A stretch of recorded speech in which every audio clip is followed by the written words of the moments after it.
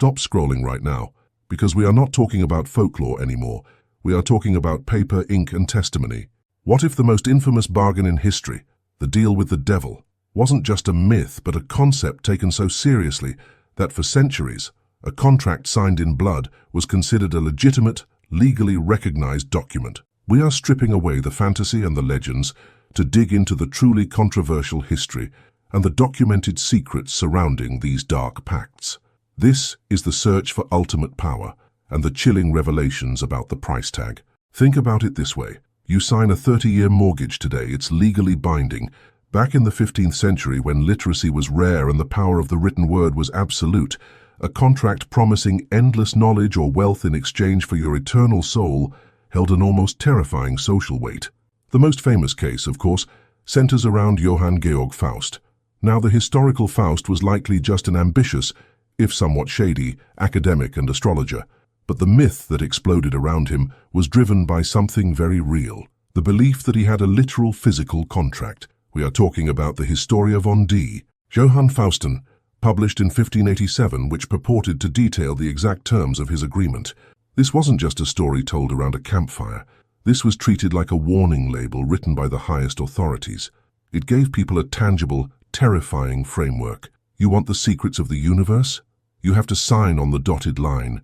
And this concept goes far beyond Europe. From the West African folklore of the jinn, who grant wishes at a terrible hidden cost, to the Japanese kappa myth, where deals are made for power over water, the pattern is universal. Absolute power requires an absolute sacrifice. But here's the plot twist that most history books skip. The reason these pacts became so terrifyingly real in the public imagination wasn't just folklore. It was often institutional. Who benefits from the idea that certain knowledge comes straight from hell? The institutions that already claim a monopoly on divine knowledge. Historically, the Church often used the concept of the Dark Pact to discredit intellectual rivals, philosophers, or scientists whose ideas challenged the status quo. If you invented something too brilliant, or spoke with too much authority, you weren't brilliant, you were possessed. This strategy inadvertently cemented the reality of the soul contract in the minds of millions. The most shocking part? Some of these alleged contracts, written in obscure Latin and filled with cryptic symbols, are still archived today. Whether they are forgeries or genuine attempts at supernatural agreements, they serve as a stark, physical reminder of humanity's desperate desire to cheat the system. If you are already hooked on these historical revelations, do me a huge favor. Smash that like button. And tell me this. If you could sign one of these infamous contracts and gain one specific ability, knowing the historical consequences, what would it be? Comment your theory here underneath. Let's see who is willing to pay the highest price. Stop right there. Forget the smoke machines and the cheap special effects. We're not talking about a movie plot.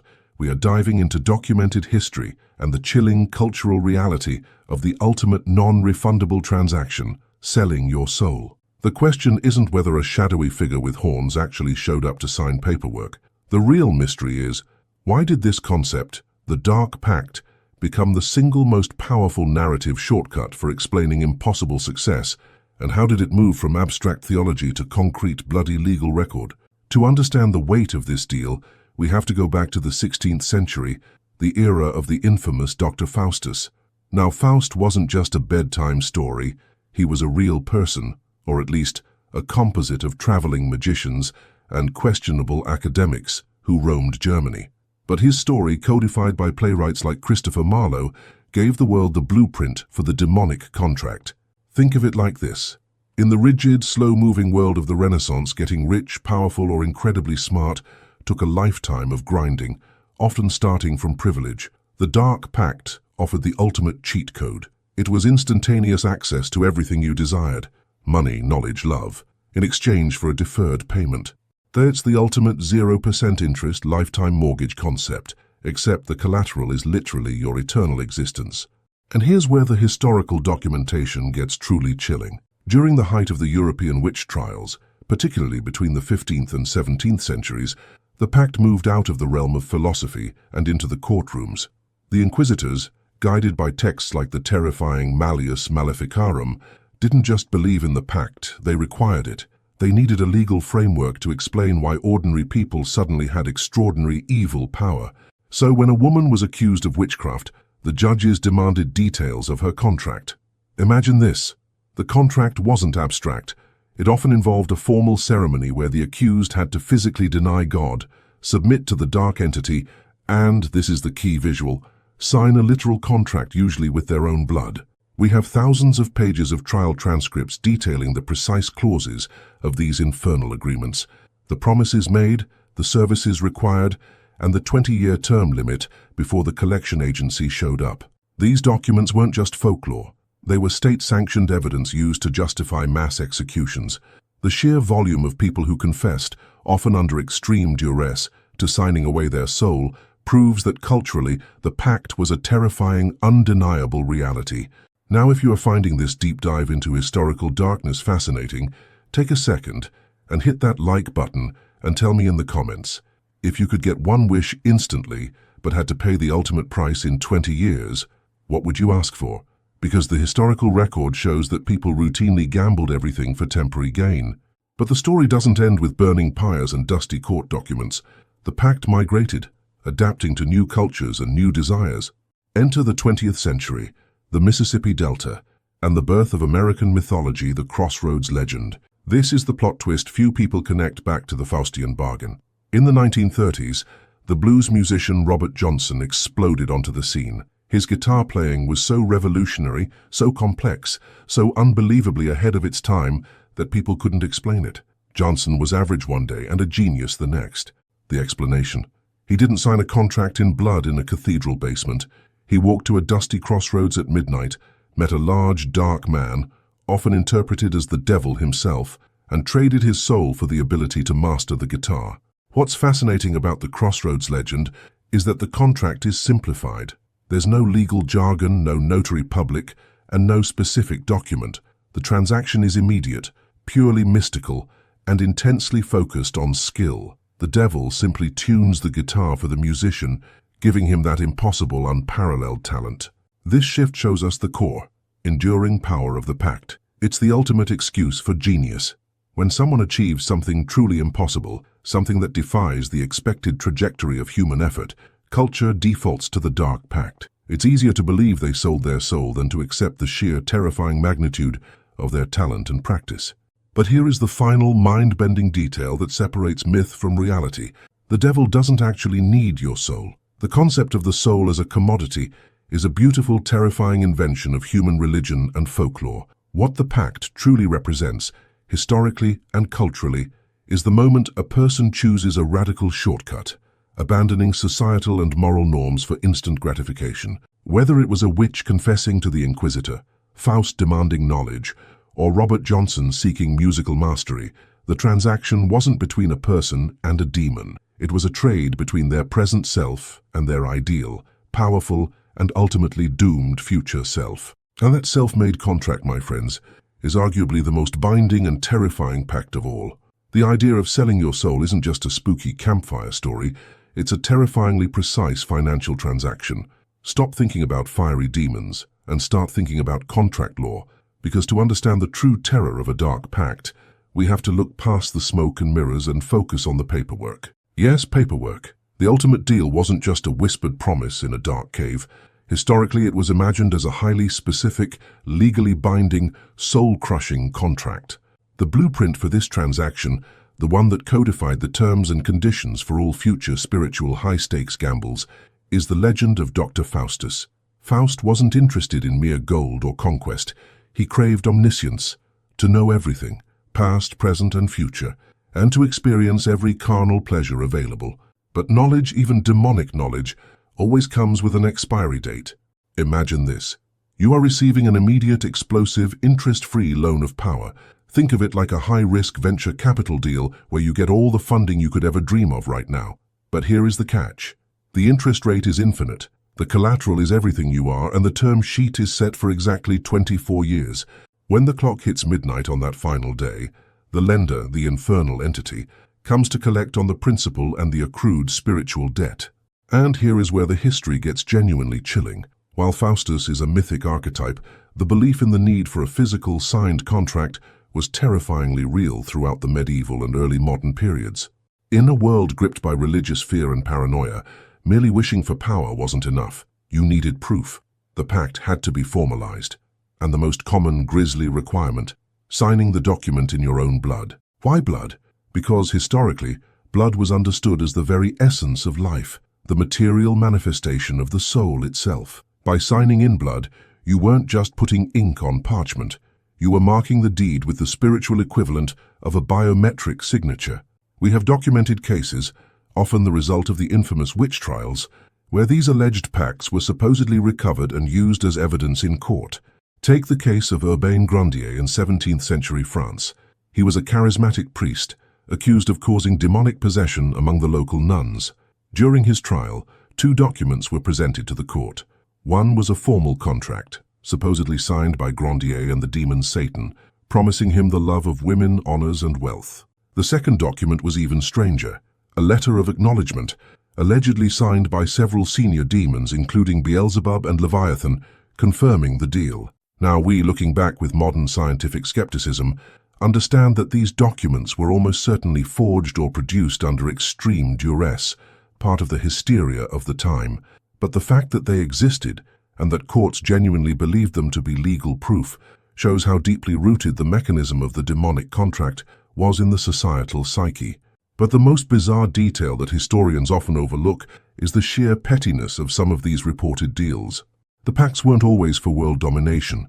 Sometimes desperate individuals sought out these dark bargains for incredibly trivial, heartbreaking reasons. We find accounts of farmers signing away their eternal future just for a single year of guaranteed successful harvest, or heartbroken lovers trading their soul for the affection of a specific person. It's the ultimate spiritual bankruptcy, trading eternity for something ephemeral. It's like liquidating a multi-billion-dollar corporation just to buy a single candy bar. And the language used in some of these alleged contracts is fascinating. It wasn't just flowery Latin. It was often bureaucratic, precise, detailing clauses about wealth generation, temporal manipulation, and escape clauses that naturally never worked. It shows that even in dealing with the devil, people demanded legal clarity. If you are completely floored by the idea that historical courts took these blood-signed contracts seriously, then pause for 1 second, smash that like button, and let me know in the comments. If you had the choice to sign a 1-year, unlimited power contract, what is the one thing you would ask for? Now let's shift gears and look at the real-world science behind the signature, because historically, many people who claim to have made a pact weren't signing with a quill. They were using their own bodily fluids, a process that has a deeply unsettling psychological explanation. Was it the ultimate confession, or just an unfortunate side effect of a terrifying medical condition? We dive into the psychology of the signature next. Forget the old cartoon image of a pitchfork and smoke. The concept of selling your soul isn't just folklore. For centuries, it was treated as a grim, legal reality. We're talking about meticulous record-keeping. If you wanted to strike a deal in the 15th or 16th centuries, you weren't dealing with some casual entity. You were dealing with what was essentially the ultimate predatory law firm. This takes us deep into the age of the Malleus Maleficarum and the rise of organized demonology. The pact wasn't a verbal agreement, it was a contract. Think of the most complicated mortgage document you've ever signed. Now imagine that document is written in blood and sealed for eternity. What did this contract look like? According to documented confessions and theological texts of the era, the requirements were shockingly specific. The petitioner, the person seeking the power, had to renounce God, the Virgin Mary, and the saints. That's standard stuff. But then came the fine print. You usually had to provide an artifact, often something personal, and sign the document with your own blood, specifically drawn from the left arm or the ring finger. Why the left arm? Because the right hand was considered the hand of blessing. This was the ultimate physical rejection of salvation. And the most chilling aspect is that we have historical documents, not just stories but actual trial records, where these contracts were allegedly produced as evidence. Take the infamous case of Urbain Grandier in 17th century France. Grandier was a priest, charismatic and arrogant, accused of causing mass demonic possession among the nuns of Loudun. During his highly publicized trial in 1634, the court produced 2 separate documents, allegedly signed by Grandier. These weren't just accusations, they were written pacts, supposedly between Grandier and several high-ranking demons, including Asmodeus and Leviathan, promising him the love of women, the flower of virgins, and respect of monarchs. The documents were supposedly written in Latin and strange backwards characters. Now, was Grandier guilty? Historians overwhelmingly agree he was likely a victim of political maneuvering and mass hysteria. But the fact remains, the court, backed by religious authority, took those physical documents, written on parchment and signed in blood, as undeniable proof of a soul sale. The societal belief in the reality of the pact was so powerful that it dictated real-world consequences. Grandier was tortured and burned at the stake. If this idea of legal demonology is blowing your mind, smash that like button right now and subscribe, because the next story is why this fear permeated music and art for centuries. What most people don't realize is that, according to Renaissance demonology, hell wasn't some free-for-all inferno. It was a highly structured bureaucratic hierarchy. Think of it less like a chaotic underworld and more like a twisted, dark corporation with strict chains of command. If you signed a pact, you weren't dealing with Satan directly, usually. You were dealing with an agent, a specialist demon responsible for specific tasks. For example, Mephistopheles, the demon popularized by the Faust legend, was often described as a middle manager, a highly educated multilingual entity whose job was negotiation and contract enforcement. He's the one who explains the terms and conditions. And here is the crucial detail that changes everything, the one that nobody ever talks about. These pacts often had an escape clause, or at least a time limit. Unlike the Hollywood version where it's always forever, many historical and folkloric accounts specified a duration, 7 years, 14 years, or 24 years, mirroring the time Jesus spent with his apostles or the number of hours in a day. It was a fixed-term contract. Why the time limit? Because the goal wasn't just to have the soul, it was to prove that the individual chose worldly power over divine salvation for a finite, measurable period. It was a test, a horrific experiment in human free will. But there's one more detail that truly defines the documented history of dark pacts. The real power wasn't in the magic they granted, it was in the psychological leverage. Once you believed you were damned, you were free to commit any atrocity. The pact became the ultimate permission slip for immorality. If your soul is already forfeit, why hold back? That psychological consequence, the immediate, terrifying freedom to abandon all moral constraints, that might be the real documented history of the Dark Pact. If you want to dive deeper into the specific historical figures who were rumored to have made these deals, like the alchemists, the mad monks, and the musicians whose skills were simply too inhuman, let me know in the comments below. Tell me, which of these documented historical details surprised you the most? Until next time, keep questioning everything. Forget the dramatic movie scenes. Forget the Hollywood smoke and mirrors. What if I told you that in the documented history of dark pacts, the most terrifying element isn't the fire and brimstone, but the actual, physical contract? We are diving into the documented claims, the paper, the ink, and the chilling signature that bridge folklore and historical record. The first stop on this dark ledger has to be the figure who defined the whole genre, Dr. Johann Georg Faust. He wasn't just a character in a play, he was a real controversial scholar wandering 16th century Germany, famous for his arrogance, his knowledge of astrology, and his ability to pull off seemingly impossible feats of scholarship. Now, in that era, any knowledge that seemed too advanced, too sudden, was immediately suspect. People couldn't fathom that a man could master alchemy and philosophy so quickly, and that's where the myth begins its terrifying work. The Faustian bargain became the spiritual equivalent of signing the ultimate venture capital agreement. You get the capital, unlimited knowledge, power, or pleasure, immediately, but the interest rate is infinite, and the collateral is your very existence. But the story gets much darker when we move from scholarly myth to brutal history. Consider the case of Gilles de Rais, a French nobleman, a marshal of France, who fought bravely alongside Joan of Arc. He was a national hero. Then, almost overnight, his life collapsed into a terrifying spiral of extravagance, occult practices, and horrific crimes.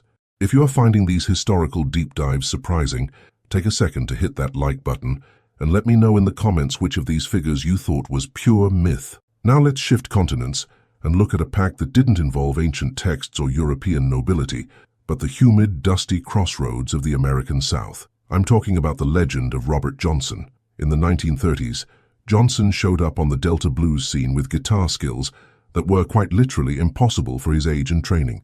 The stories claim he was mediocre, vanished for a short time, and returned playing music that sounded like two people simultaneously, a technique so complex it baffled even established musicians. How do you explain genius that seems to defy the 10,000-hour rule? The community explanation was simple. Johnson met the devil at the crossroads at midnight, exchanging his soul for mastery of the fretboard. This myth isn't about power or knowledge, it's about the raw, inexplicable force of talent. The legend provided a cultural safety valve, a way to categorize genius that felt too transcendent, too unnerving to be merely human. It transforms the artist from a dedicated practitioner into a tragic figure cursed by his own gift. But here is the ultimate plot twist, the real historical artifact that makes you question the line between legend and physical proof, the Codex Gigas. This isn't just a book, it's a monumental medieval manuscript, famously known as the Devil's Bible. It weighs over 165 pounds, requiring two people just to lift it. Legend claims it was written by a single Benedictine monk in Bohemia who was facing execution for breaking his vows. To save his life, he promised to write the largest book in the world, containing all human knowledge in a single night. As midnight approached, and the task remained insurmountable, the monk allegedly invoked Lucifer, selling his soul in exchange for finishing the manuscript. And here's the kicker. The book exists. It is massive, contains the complete Latin Vulgate Bible, alongside medical texts, histories, and spells, and features a terrifying full-page illustration of the devil himself. Now, scientific analysis confirms the calligraphy is incredibly uniform, suggesting a single author. The question remains, how could a single person write, illuminate, and bind this 620-page behemoth in a short time frame? Whether it took 20 years or one night, the sheer impossibility of the feat cemented the legend of the Dark Pact to its very binding. The desire to believe in the Dark Pact isn't just about sensationalism, it's a foundational part of the human experience, the need to explain why some people succeed exponentially while others toil in obscurity. It's easier to believe they cheated the system with a cosmic contract than to accept the terrifying randomness of genius.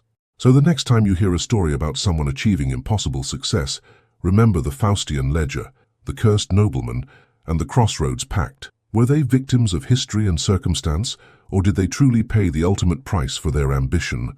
That is the terrifying question that continues to haunt the documented history of mankind. If you learned something shocking today, make sure you subscribe right now so you don't miss our next deep dive into the unexplained. And tell me below, if you could sign a pact for one impossible skill, what would it be? Until next time, keep questioning everything.